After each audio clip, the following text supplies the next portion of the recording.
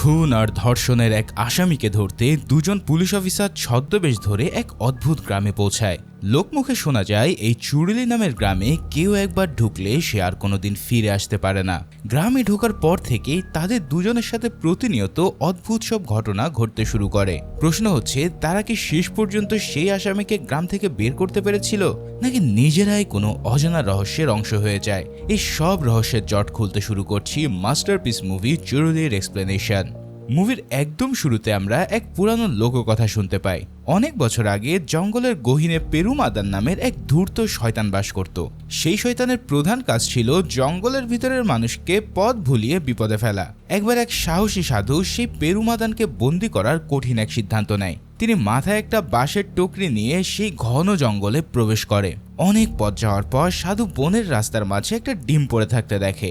বাচ্চাদের খুশি করার কথা ভেবে তিনি সেই ডিমটা তুলে নিয়ে নিজের টুকরিতে রাখে। তার মনটা অনেক নরম ছিল বিধায় তিনি ডিমটার প্রতি একটা মায়া অনুভব করে। এভাবে কয়েক ঘন্টা হাঁটার পর হঠাৎ সেই টুকরির ভিতর থেকে ডিমটা কথা বলতে শুরু করে। আর তখনই সাধু একদম হতবাক হয়ে যায়। আসলে ওটা কোনো সাধারণ ডিম ছিল না, বরং ওটা ছিল একটা কথা বলা প্যাঙ্গোলিনের বাচ্চা। সাধু যেহেতু বনের রাস্তা ঠিকঠাক মতো চিনত না, তাই প্যাঙ্গোলিনটা তাকে পথ চেনাতে সাহায্য করার প্রস্তাব দেয়। প্যাঙ্গোলিনটা তাকে একবার এক একটা অদ্ভুত রাস্তার কথা বলে বিভ্রান্ত করতে থাকে। এভাবে দীর্ঘক্ষণ হাঁটার পর সাধু এক ভয়ানক লুপে ফেসে যায়। তার এই পথ চলা যেন আর কখনো শেষই হয় না। আর সবচেয়ে ভয়ের ব্যাপার কি জানো? তিনি নিজেও জানতো না যে প্যাঙ্গোলিনের ছদ্মবেশে তিনি আসলে স্বয়ং শয়তান পেরুমাদানকেই মাথায় নিয়ে হাঁটছে। ঠিক এই পুরনো লোককথার পর মুভির সিন চলে আসে বর্তমান দৃশ্যে।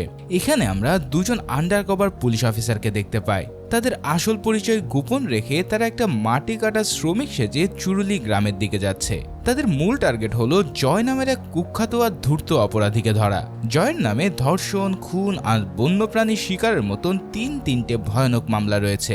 বাসে উঠেই সেই পুলিশ অফিসার দুজন নিজেদের দুটো ছদ্মনাম ঠিক করে নেয়। সিনিয়র অফিসারের নাম রাখা হয় অ্যান্টনি, আর তার সহকারী কনস্টেবলের নাম হয়ে যায় সাজিবান। অ্যান্টনি বেশ কড়া গলায় সাজিবানকে বলে দেয় এখন থেকে সে যেন তাকে স্যার বলে আর না ডাকে। এভাবেই কিছুক্ষণ পর তাদের লোকাল বাসটা ভাদ্রাবতী ক্রসিং নামের একটা জায়গায় এসে পৌঁছায়।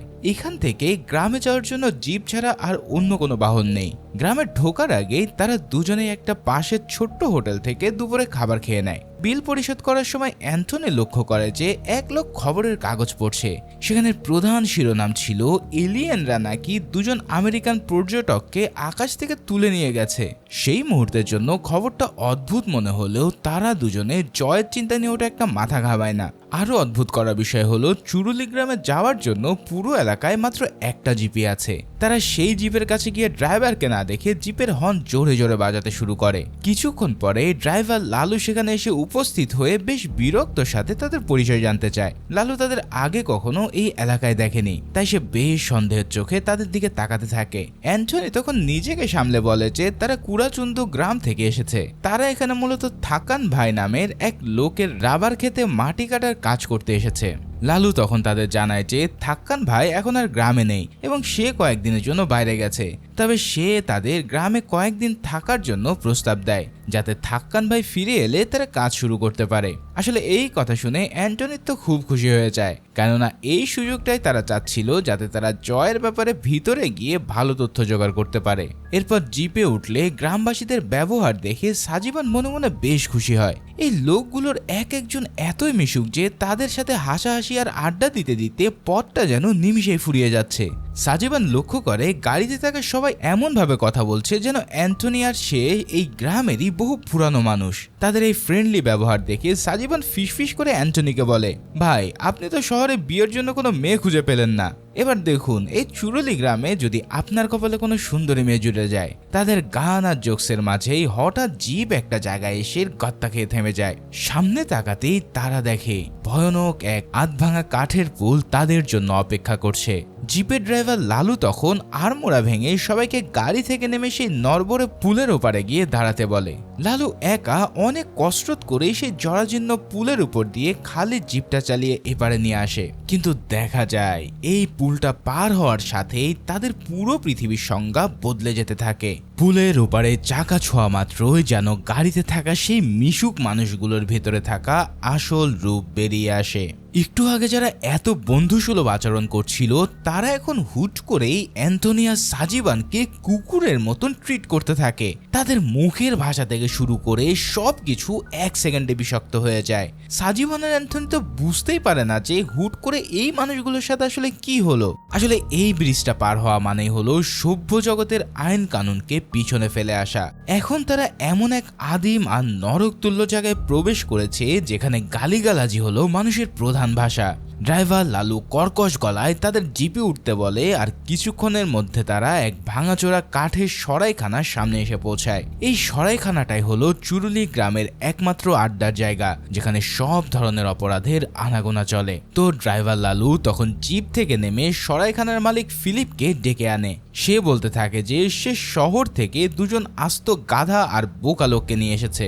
এই দুটো লোক নাকি থাক্কান ভাইয়ের জমিতে মাটি কাটার কাজ করতে এখানে পর্যন্ত চলে এসেছে। ফিলিপ তখন সরাইখানা থেকে বেরিয়ে এসে তাদের দিকে বিদ্রুপ চোখে তাকিয়ে এক অদ্ভুত হাসি দেয়। ফিলিপ সাজিবান আর অ্যান্থনিকে ধমক দিয়ে ভেতরের এক ভাঙা বেঞ্চে গিয়ে বসতে বলে। অ্যান্থনি তখন বেশ বিনয়ের সাথে ফিলিপকে জিজ্ঞেস করে যে এখানে হালকা কিছু খাওয়ার ব্যবস্থা হবে কিনা। ফিলিপ তখন টিটকেরি সুরে বলে, একটু আগেই তো তোর বাবা কুমিরের লেজ দিয়ে রান্না করে গেছে, ওটা খাবি নাকি? ফিলিপের এই জঘন্য অপমান শুনে সাজিবান রাগে পুরো ফুলতে থাকে। তবে অ্যান্থনি তখন 32 দাঁত বের করে এমন ভাবে হাসে যেন এই অপমানে সে বেশ মজাই পাচ্ছে। ফিলিপ তখন সাজিবানকে এক গ্লাস মদ খেতে দিলেও সে ভদ্রভাবে সেটা রিফিউজ করে যায়। সাজিবানের এই ভালো মানুষই দেখে ফিলিপ তাকে এক অদ্ভুত খোঁচা দিয়ে বলে, তোর জন্য তো বাঘের দুধ তুলে রেখেছি, লাগবে নাকি বলিস? ফিলিপ তখন তাদের সাফ জানিয়ে দেয় যে থাক্কান ভাই ফিরে আসা না পর্যন্ত তাদের এই সরাইখানায় থাকতে হবে। এখানে কাজ করলে তবেই তারা 3 বেলা ঠিকমতো ডাল ভাত খেতে পারবে। সব শুনে অ্যান্থনি যেন মনে মনে এই সুযোগটার জন্যই অধীর আগ্রহে অপেক্ষা করছিল। কারণ সরাইখানা হলো এমন এক জায়গা যেখানে মদ খেলে মানুষ পেটের কথা মুখ দিয়ে বের করে দেয়। এখানে থাকলে হয়তো তারা খুব সহজেই জয়ের ব্যাপারে কোনো না কোনো গোপন খবর পেয়ে যাবে। সারাদিন ধরে সেই সরাইখানায় মদ্যপান আর উচ্চস্বরে বিচিত্র সব গান বাজনা চলতে থাকে। সাজিবান লক্ষ্য করে গ্রামের সবাই যেন কোনো এক ঘোরের মধ্যে দিন পার করছে। সন্ধ্যার দিকে এক রহস্যময় আর গম্ভীর বৃদ্ধ লোক সরাইখানায় ঢুকলে হট্টগোল করার লোকগুলো একদম নিঃশব্দ হয়ে যায়। সেই লোকটা নাকি আগে কয়েকটা জঘন্য মার্ডার করেছে, তাই গ্রামের সবাই তাকে জমের মতো ভয় পায়। এভাবেই সরাইখানায় প্রথম রাতটা সাজিবান আর অ্যান্টনির জন্য মোটেও আরামদায়ক ছিল না। সরাইখানার চারপাশের পরিবেশটা এতটাই নিস্তব্ধ যে বাতাসের শব্দ কানে এসে বাজে। রাতে ঘুমানোর আগে সাজিবান ফিসফিস করে অ্যান্থনিকে বলে, তাদের একবার হেড অফিসে খবর দেওয়া উচিত। অ্যান্থনি তখন তার উপর প্রচন্ড রেগে গিয়ে বলে যে এইসব করলে তাদের সব প্ল্যান ভেস্তে যাবে। অ্যান্থনি তো নাক ডেকে ঘুমানো শুরু করে, কিন্তু সাজিবানের চোখে 1 সেকেন্ডের জন্য ঘুম আসে না। তার ভিতরে এক অদ্ভুত রকমের অস্থিরতা কাজ করছে। এই অস্থিরতার কারণেই সাজিবান মাঝরাতে বিছানা ছেড়ে উঠে সরাইখানার বাইরে গিয়ে দাঁড়ায়। বাইরে আসতে সে দেখে চারিপাশে কুয়াশায় ঢেকে আছে আর জঙ্গল থেকে বিচিত্র সব আওয়াজ ভেসে আসছে। ঠিক তখনই সাজিবান দেখে জঙ্গলের ভিতর থেকে অদ্ভুত আলোর মাস্ক পরা দুজন লোক তার দিকে এগিয়ে আসছে। তাদের চোখের আলো দেখেই সাজিবান একদম পাথর হয়ে যায়। ঠিক তখনই হঠাৎ সাজিবানের ঘুম ভেঙে যায় আর সে বুঝতে পারে সে তখন স্বপ্ন দেখছিল। তবে তুমি কি জানো, সেই স্বপ্নটা আসলে নিছক কোনো স্বপ্ন ছিল না। সাজিবান নিজের ঘাম মুছতে মুছতে আবারও বাইরে বের হলে এবার সত্যি সত্যি বনের ভিতরে আগুনের পিণ্ডের মতন এক আলো দেখতে পায়। সেই রহস্যময় আলোটা এক মুহূর্তের জন্য থেমে আবারও বনের গহীনে গিয়ে মিলিয়ে যায়। এই সব কিছু দেখে তো সাজিবান কিছুই বুঝতে পারে না এই গ্রামে আসলে হচ্ছেটা কি। পরের দিন সকালে ফিলিপ জঙ্গল থেকে দেশি মদ নিয়ে ফিরে আসে। সে এসে দেখে অ্যান্থনি পুরো সরাইখানা ঝাড়ু দিয়ে একদম চকচকে করে ফেলেছে। ফিলিপ তার এই কাজে বেশ খুশি হয়ে যায় আর তাকে বাহবা দিতে থাকে। অন্যদিকে সাজিবান তখন রান্নাঘরে বসে সবার জন্য রান্না করতে ব্যস্ত ছিল। ফিলিপের খাবার টেস্ট করে সাজিবান রান্নার বেশ প্রশংসা করে। তবে প্রশংসার পরে সে খাবারে এক মুঠো কাঁচামরিচ ঢেলে দেয়। ফিলিপের মতেন পেটে জ্বালা পোড়া হওয়া খুবই দরকার, কারণ পেটে জ্বালা না থাকলে মদ খেয়ে শান্তি পাওয়া যায় না। সাজিবান তখন মনে মনে ভাবতে থাকে যে এই গ্রামের প্রত্যেকটা মানুষই আসলে মানসিকভাবে বিকারগ্রস্ত। বেলা বাড়ার দিকে দেখা যায় অ্যান্থনি সরাইখানার বারান্দায় বসে মাংস কাটছে, আর সাজিবান তখন কুয়ো থেকে জল তোলার কাজ শুরু করেছে। ফিলিপকে একা পেয়ে সাজিবান একটু কায়দা করে জিজ্ঞেস করে যে এই গ্রামে আসলে কয়টা পরিবার থাকে। ফিলিপ তখন সাজিবানের দিকে এমন ভাবে তাকায় যেন তার কলিজাটা সে মেপে দেখছে। অ্যান্থনি পরিস্থিতি সামাল দেওয়ার জন্য বলে যে সাজিবান আসলে এখানে বিয়ে করে স্থায়ীভাবে থাকতে চায়। পরে যখন ফিলিপ সেখান থেকে চলে যায় তখন অ্যান্থনি সাজিবানকে আড়ালে নিয়ে প্রচন্ড বকাবকি করতে থাকে। সাজিবান তখন বেশ আবেগপ্রবণ হয়ে বলে যে তার মনে হচ্ছে সে বহু বছর ধরে এই গোলক ধাঁধায় ফেসে আছে। সে তার নিজের বাড়ি যাওয়ার জন্য একদম ব্যাকুল হয়ে ওঠে। বিকেলের দিকে ফিলিপ সাজিবানের সাথে নিয়ে জঙ্গলে কাঠ আনতে যায়। বনের ভিতরে হাঁটার সময় এক লোক ফিলিপকে কারিয়া বলে সম্বোধন করে। সাজিবান তখন লক্ষ্য করে যে এই গ্রামের প্রত্যেকটা মানুষেরই আসলে একাধিক নাম রয়েছে। সে যখন ফিলিপকে এর কারণ জিজ্ঞেস করে তখন ফিলিপ কোনো উত্তর না দিয়ে উল্টো সাজিবানের রাতের ঘুমের খবর জানতে চায়। সাজিবান তখন সেই আগুনের আলোর কথা বললে ফিলিপ তাকে এক অদ্ভুত ব্যাখ্যা দিতে শুরু করে। ফিলিপের মতো ওটা হলো অগ্নিদেবী, যা মাঝে মাঝে জঙ্গলের দক্ষিণ থেকে উত্তর দিকে যাতায়াত করে। ফিলিপ আরো বলে যে এই গ্রামের মানুষের বাইরে আসা একদম নিষেধ, আর যারা আসে তারা আর ফেরার পথ পায় না। এভাবে বনের ভিতর থেকে ফেরার পথে তারা সেই দুর্ধর্ষ বৃদ্ধ খুনির লোকটার বাড়ির সামনে গিয়ে পৌঁছায়। সেই লোকটা সরাইখানা আসার পরেই সবাই যেভাবে চুপ হয়ে গিয়েছিল সেটা সাজিবানের মাথায় তখনও ঘুরছে। সাজিবান সাহস করেই ফিলিপকে জিজ্ঞেস করে যে এতগুলো মানুষকে খুন করার পরেও পুলিশ তাকে কেন ধরছে না। ফিলিপ তখন অট্ট হাসি দিয়ে বলে যে এই চুরিলি গ্রামে কোনো পুলিশের ঢোকার ক্ষমতা নেই। সে আবারও জানায় যদি কোনো পুলিশ ভুল করেও এখানে আসে তবে গ্রামের মানুষ তাদের কেটে নদীতে ভাসিয়ে দেবে। এই কথা শুনে সাজিবানের ভিতরটা তো পুরোই ফেটে যায়।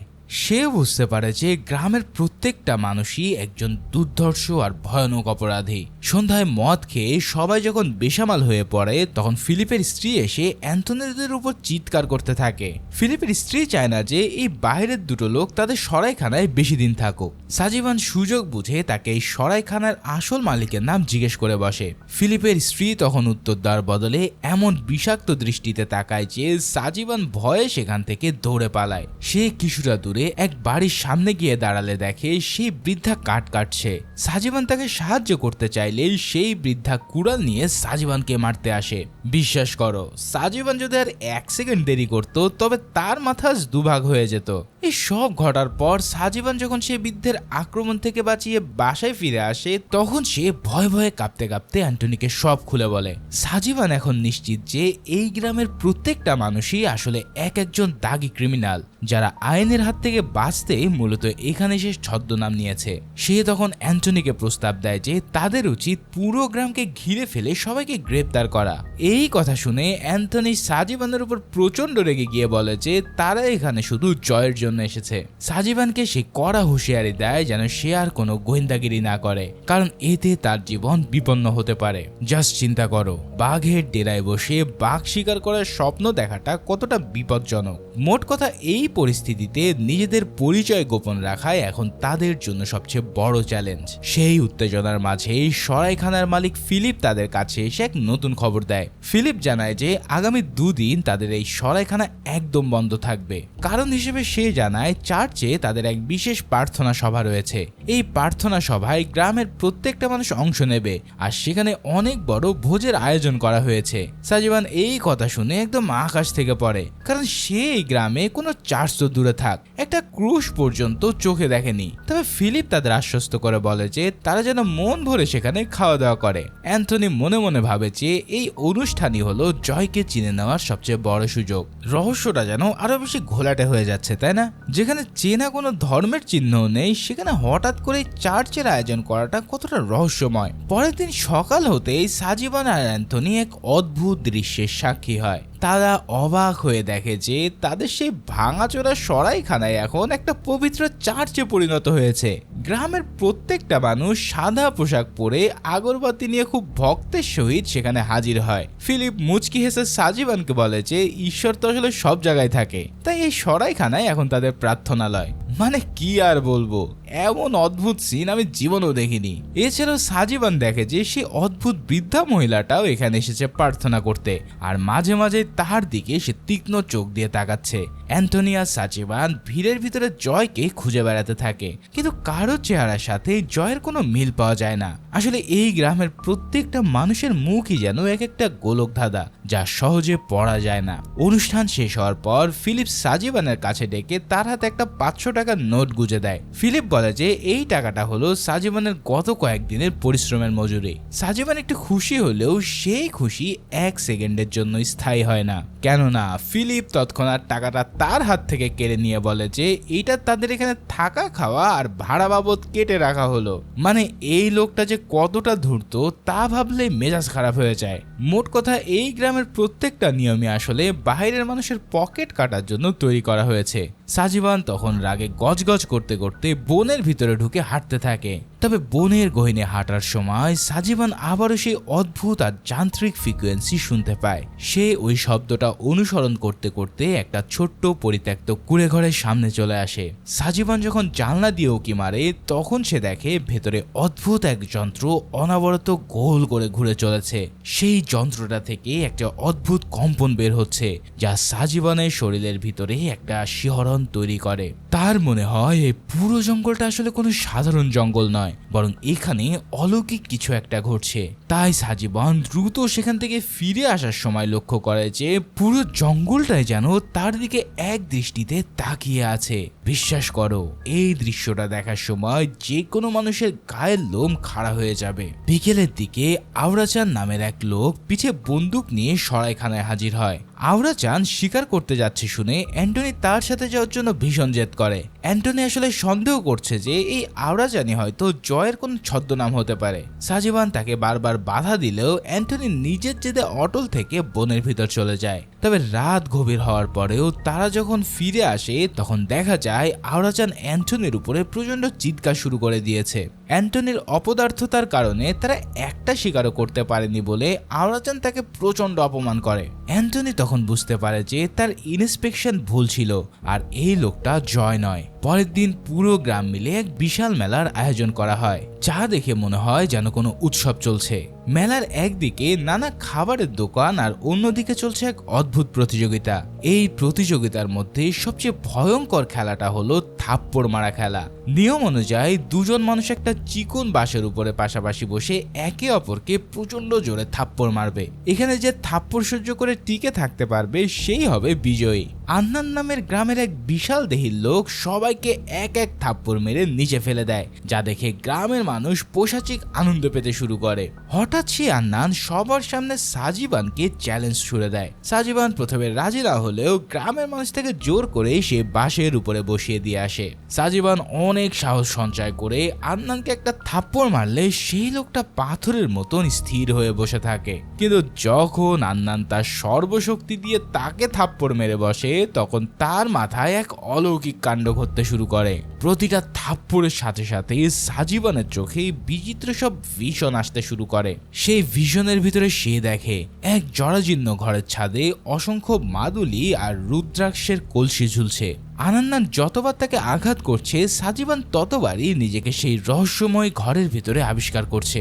শেষ পর্যন্ত সাজিবান সেই বাঁশ থেকে নিচে পড়ে গেলে তার জ্ঞান ফেরার পর এক অদ্ভুত পরিবর্তন লক্ষ্য করে। সে বুঝতে পারে তার সেই নিরীহ চাউনি 1 সেকেন্ডের মধ্যে উধাও হয়ে গেছে, আর এবার সেখানে ফুটে উঠেছে এক নৃশংস হিংস্রতা।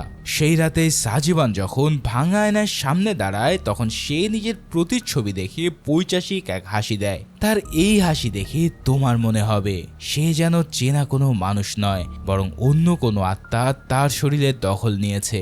এর পরের দৃশ্যে দেখা যায় বিলের পাশে সেই আন্নানের নিথর মৃতদেহ পড়ে আছে, আর এর সঠিক কোনো ব্যাখ্যা কেউই দিতে পারে না। ঠিক তখনই আওরাচান এসে সাজিবানের অ্যান্টনিকে সাথে নিয়ে যায় বনের গভীরে শিকার করতে।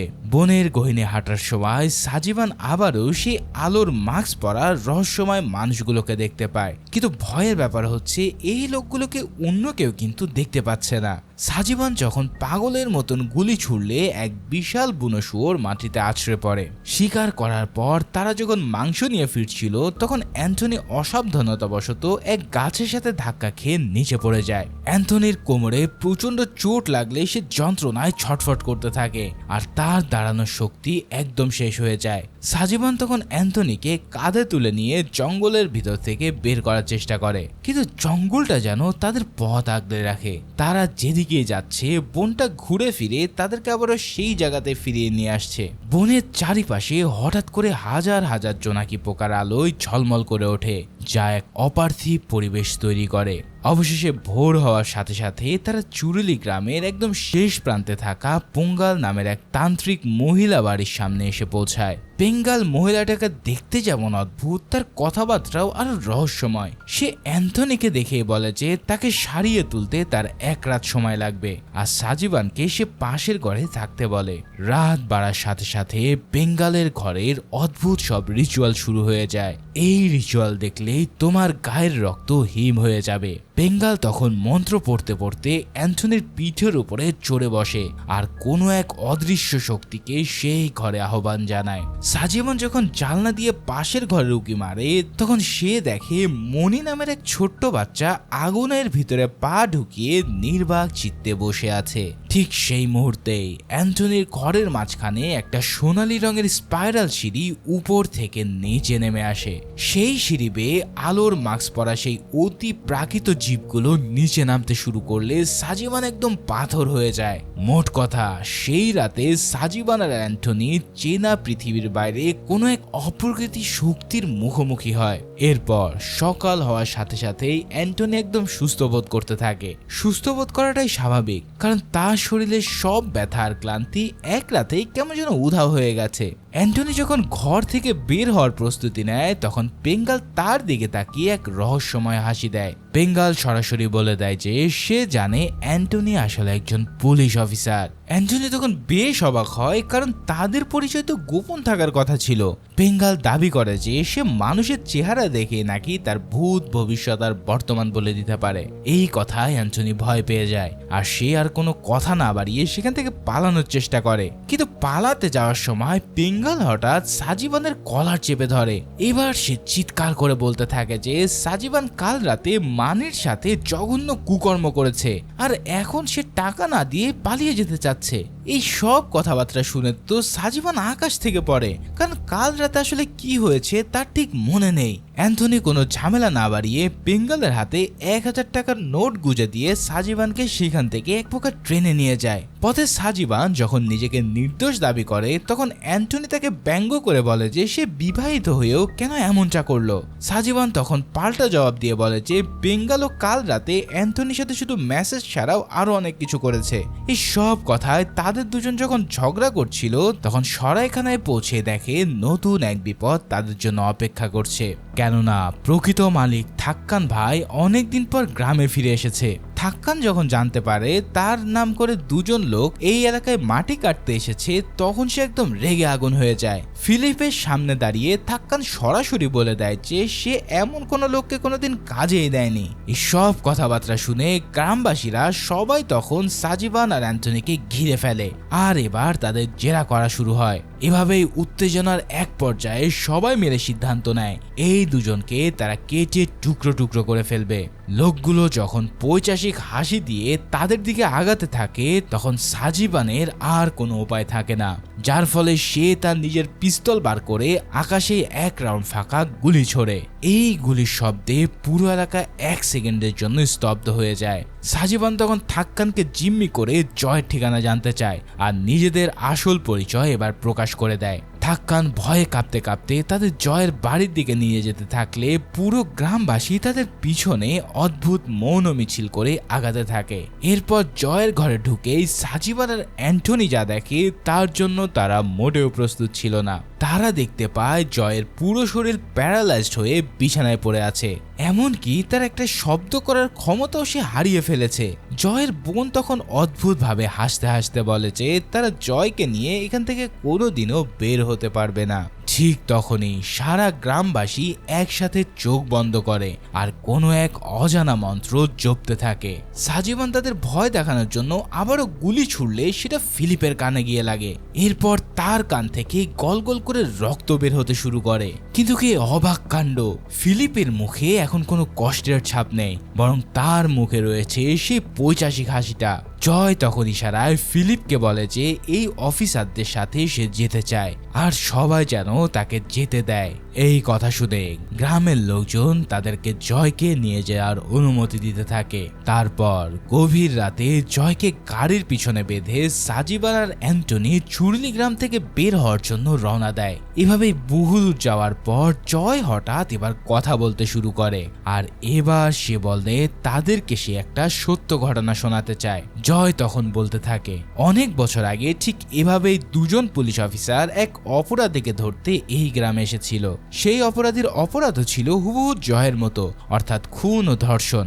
সেই অফিসার দুজনও নিজেদের পরিচয় গোপন করেই তদন্ত শুরু করেছিল, আর গ্রামবাসীরা সব জেনেও না জানার ভান করেছিল।